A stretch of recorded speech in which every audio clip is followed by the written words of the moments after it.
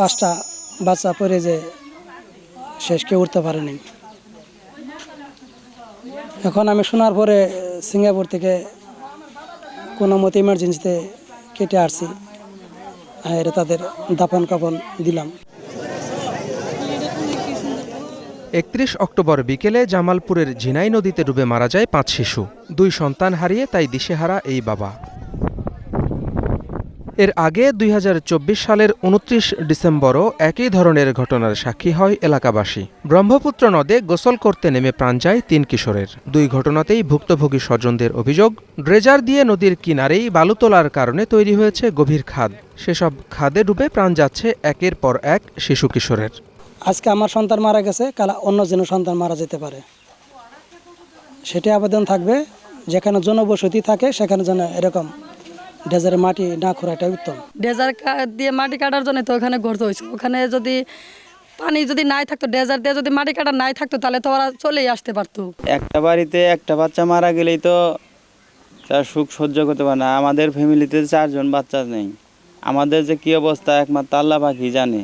বালু তোলা ড্রেজিং করে এত অথই পানি করছে, ওরা সেটা টের পায় নাই, বুঝতেই পারে নাই।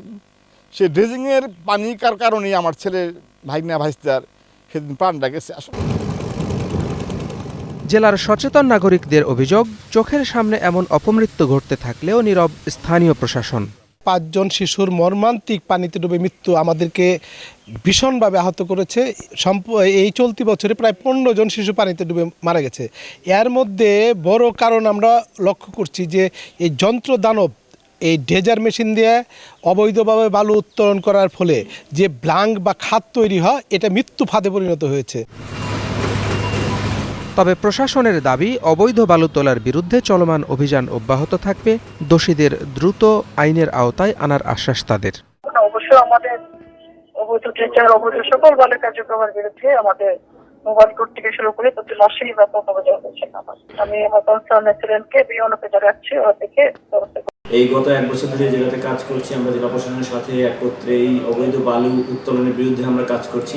আমরা সেটি করছি, আমরা নিজেরাও অনেক সময় অবৈধ বালুর বিরুদ্ধে মামলা করি এবং সে সমস্ত ড্রেজারগুলো জব্দ করা বা সেগুলোকে আমরা আটক করেছি।